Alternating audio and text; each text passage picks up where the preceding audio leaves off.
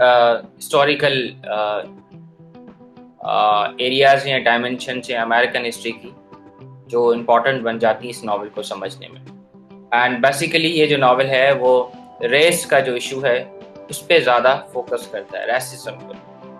ठीक है, तो स्लेवरी पे भी इसकी जो है वो एक अटैक है, वो भी जो है इसी से रिलेटेड है, रेसिज्म से। These things are very interconnected और एक चीज़ एक दूसरे के बगैर नहीं हो सकती।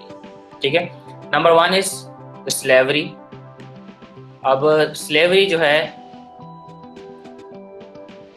ये इसको डिस्कस करेंगे अमेरिकन हिस्ट्री में। ठीक है, little bit reconstruction about what, civil war के बाद। सिविल वॉर में अमेरिका जो है वो टूट चुका था because of war between the two fractions. एक जो है रेबल्स थे, आपको मैंने बताया था क्लास में। एक यूनियन जो था इनका, जो फेडरेशन बनी हुई थी, वो टूटने लगी थी। तो इसकी मैं आपको डिटेल्स बताऊंगा कैसे। और मिनिस्ट्रल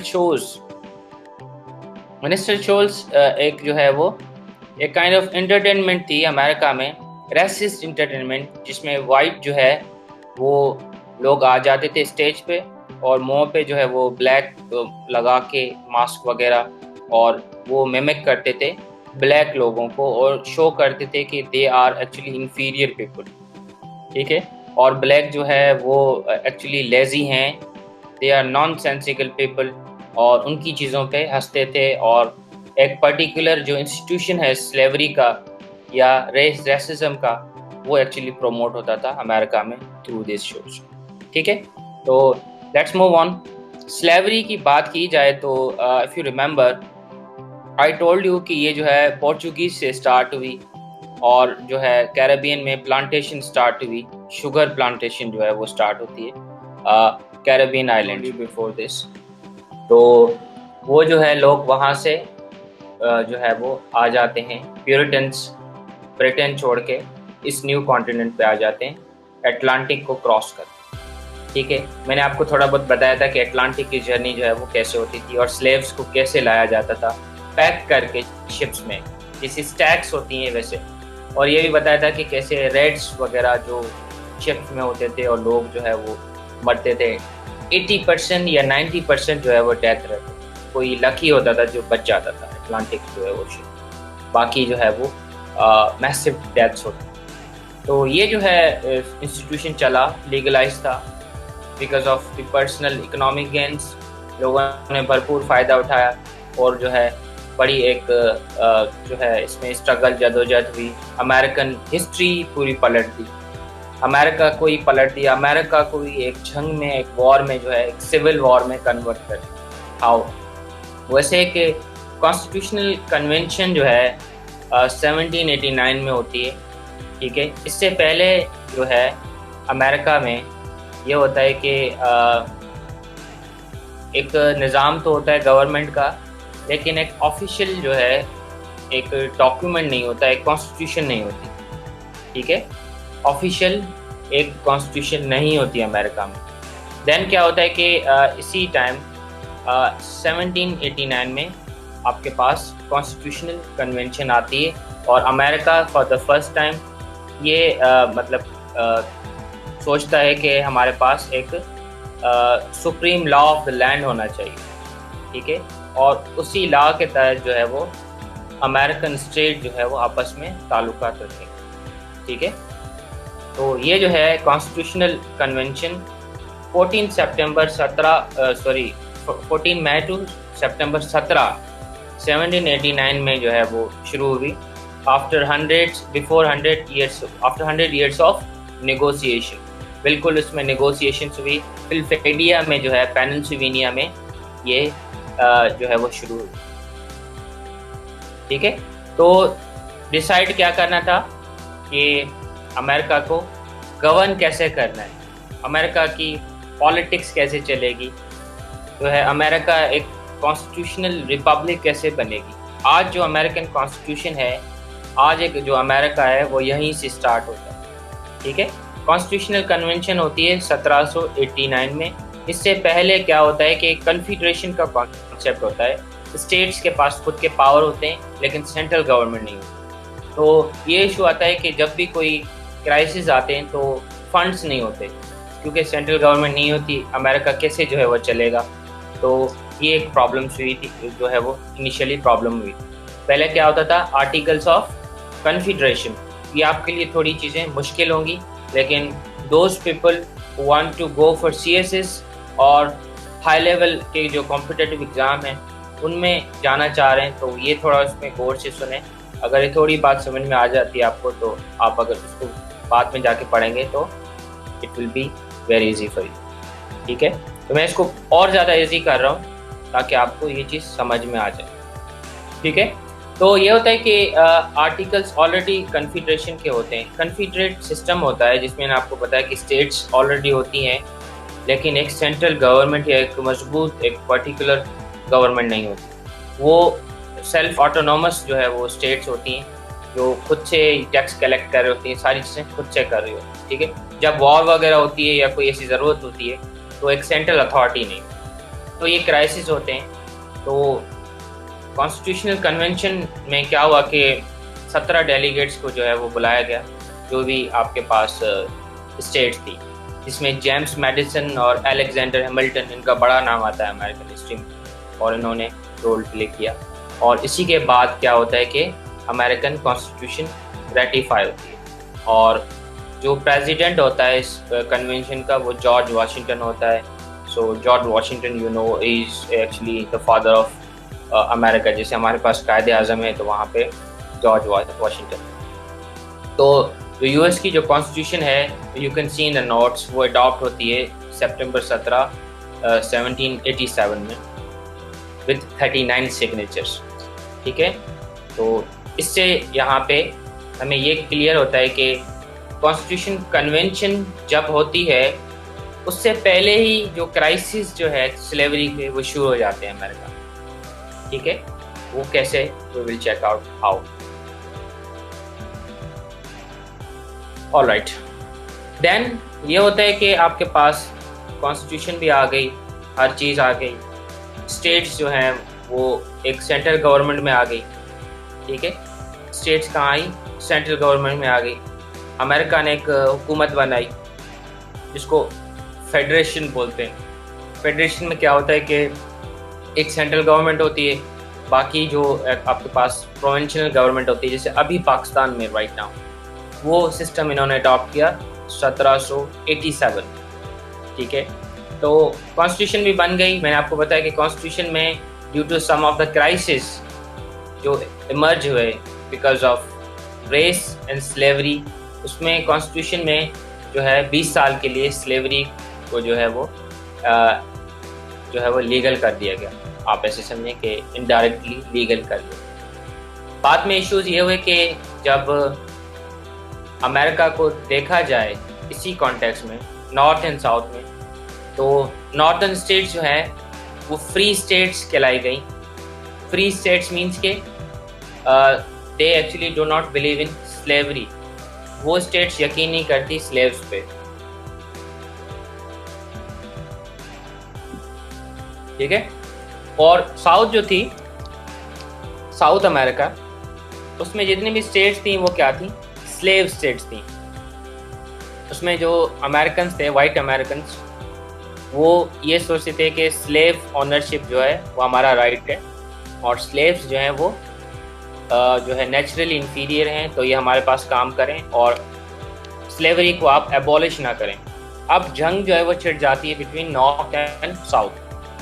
ठीक है, जंग छिड़ जाती है बिटवीन नॉर्थ एंड साउथ, और यही चीज़ हमें नावल में नज़र आती है कि कैसे हक जो है वो अपने दोस्त को भगाना चाह रहा होता है कि वो जो है वो एक फ्यूजिटिव बन जाए, स्लेव फ्यूजिटिव बन जाए, और उसकी जान छूटे जो है अपने मास्टर से। ठीक है, तो उसी में एक इवेंट आता है मिज़ूरी कंप्रोमाइज़ 1820 में। अब 1820, 1840 इसमें रैपिड इंडस्ट्रियलाइजेशन शुरू हो जाती है अमेरिका में, और मिज़ूरी कंप्रोमाइज़ ये होता है, इसमें ये होता है कि मिज़ूरी एक स्टेट है जो एक्चुअली फेडरेशन ज्वाइन करना चाह रही थी। ठीक है, फेडरेशन ज्वाइन करना चाह रही थी, अमेरिका को ज्वाइन करना चाह रही थी। तो प्रॉब्लम ये हुई कि मैसूरी जो है वो स्लेव स्टेट थी, मैसूरी स्लेव स्टेट थी। तो इन्होंने डिमांड की कि हम जो भी हमारा जो एक आइडियोलॉजी है स्लेव्स के हवाले से वो भी कंप्लीट की जाए, या उसको भी जो है वो निगेट ना किया जाए। समझ रहे हैं? तो क्या होता है कि ये मिज़ोरी को जो है वो लाते हैं अमेरिकन मेन स्ट्रीम में, अमेरिका में। बट एक बैलेंस लाने के लिए ये एक और स्टेट होती है उसको भी इंक्लूड करते हैं, ठीक है, ताकि एक बैलेंस लाए। अब बैलेंस की बात कैसे, कि मैंने कहा कि एक वॉर जो है वो चल रही थी। अब वॉर जो है किसके दरमियान चल रही है, आई डोंट नो, यहाँ पे इश्यूज आ रहे हैं। अच्छा, जो वॉर है वो किसके दरमियान चल रही थी, बिटवीन नॉर्थ एंड साउथ। एक बिलीव करते हैं कि स्लेवरी होनी चाहिए, दूसरे कह रहे हैं कि नहीं होनी चाहिए। इट्स लाइक कि आपकी क्लास जो है, अगर मैं डिवाइड करूँ, वी हैव 21 पीपल, तो अगर डिवाइड करूँ कि 10 लोग जो हैं वो साउथ से हैं, जो कहते हैं कि हमारे पास स्लेव्स होने चाहिए और हमें कोई भी ना रोके, हम स्लेव्स जो है वो रखेंगे, ये हमारा राइट है। और नॉर्थ वाले बोलते हैं नहीं, ऐसा नहीं होना चाहिए। और फाइनली क्या होता है, इनकी लड़ाई शुरू हो जाती है, पॉलिटिकल लड़ाई शुरू हो जाती है, पॉलिटिकल स्ट्रगल जो है वो शुरू हो जाती है। अब जब पॉलिटिकल स्ट्रगल शुरू होगी तो जाहिर बात है ये चेक एंड बैलेंस करेंगे कि कितनी स्टेट्स जो हैं आपके पास फ्री हैं, कितनी स्टेट्स जो हैं वो स्लेवरी को प्रमोट करते हैं। तो इसमें मैसूरी का भी इशू आया था कि मैसूरी जब अमेरिका को ज्वाइन करना चाह रही थी, तो एक स्टेट है, तो उन्होंने कहा कि how should we do it. तो क्राइसिस ये इमर्ज हुए कि मैसूरी को अगर हम रखेंगे तो एक और न्यूट्रल फ्री स्टेट भी रखेंगे, ठीक है। ये मैं आपको जस्ट अभी इंफॉर्मेशन दे रहा हूँ, ये आपको बात क्लियरली समझ में नहीं आएगी। जस्ट गेट टू नो के अमेरिकन पॉलिटिक्स में कैसे स्लेवरी का जो इशू था वो स्टेट पॉलिटिक्स में आ चुका था, मतलब इतना सीरियस जो है वो ये इशू हो गया था, ठीक है। तो मैसूरी कंप्रोमाइज़ होता है 1820 में। इसमें एक मैन नाम की एक स्टेट होती है, वो इंक्लूड की जाती है, वो फ्री स्टेट होती है। मैसूरी एक जो है वो क्या होती है, एक स्लेव स्टेट होती है। अब नॉर्थ जो है वो इसमें नाराज़ होता है कि भाई मैसूरी जो है वो एक स्लेव स्टेट है और इसके हवाले से इसमें रिस्ट्रिक्शंस जो है इम्पोज की जाए। और इस टाइम में कांग्रेस जो है वो पावरफुल होती थी, लाइक नाउ आज अमेरिकन कांग्रेस जैसे पावरफुल है, शुरू से ही जो है पावरफुल रही है बॉडी। तो इन्होंने कुछ रिस्ट्रिक्शंस इम्पोज की मैसूरी पे, जैसे जो है स्लेव्स वगैरह ये इंपोर्ट करने में, या इस हवाले से स्टेट्स क्या करती थी कि अगर कोई स्लेव्स भाग जाता है इनकी टेरिटरी से, तो they make it mandatory for all the Americans in America के वो हेल्प करें उसको पकड़ने में। और जो बंदा इन्वॉल्व होगा स्लेव को जो है वो भगाने में, उसको भी जो है क्या होगा, चार्ज किया जाएगा, ठीक है। तो ये लॉज पास हुए जिसको बोलते हैं fugitive slave laws, fugitive slave laws. तो अब आपके जहन में एक आहिस्ता आहिस्ता से इमेज आने लगी होगी कि स्लेवरी इंस्टीट्यूशन कैसे काम कर रहा था अमेरिका में। एक तो आपको पता है कि इकोनॉमिक सेंस में, जैसे एग्रीकल्चर सोसाइटी थी साउथ की, नॉर्थ की इंडस्ट्रियल थी, ये बात मैं बार बार बताता हूँ।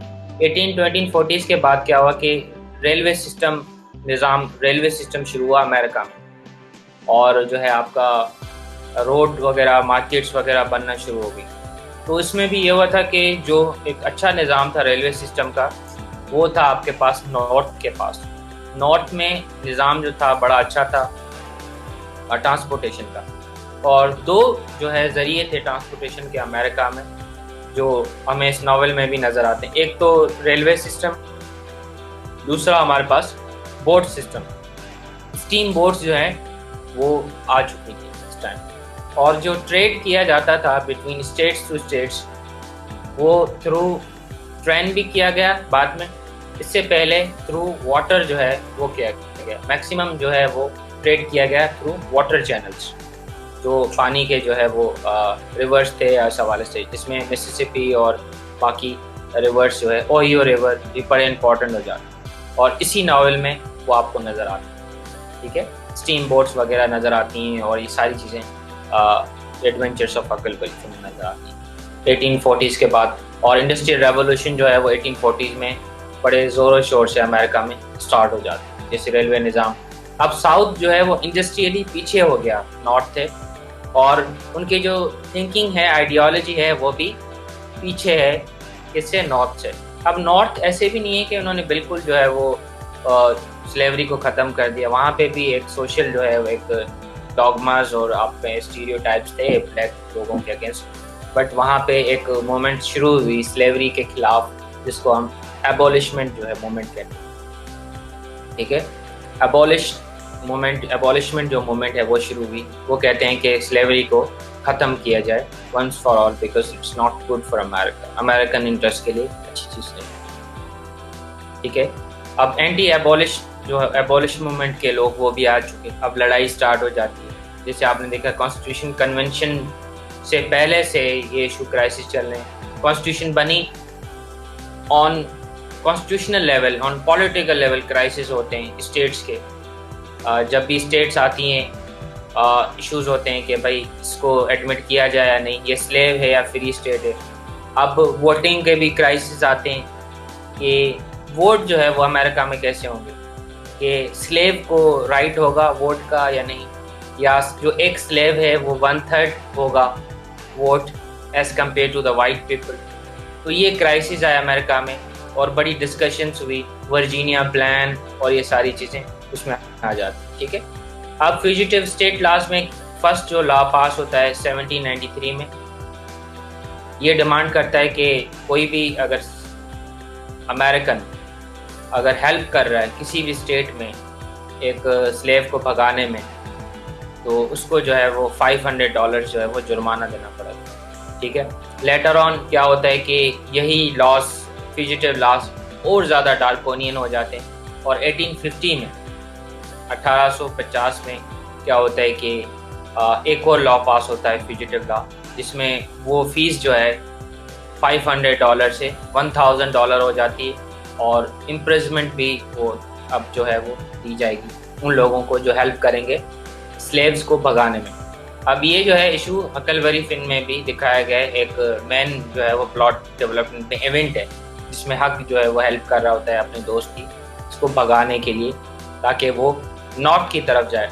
अब होता यह था कि जो स्लेव्स हैं वो साउथ से भाग के नॉर्थ की तरफ जाने की कोशिश करते थे, बिकॉज नॉर्थ जो है वो एक फ्री जोन होता था स्लेव्स के लिए।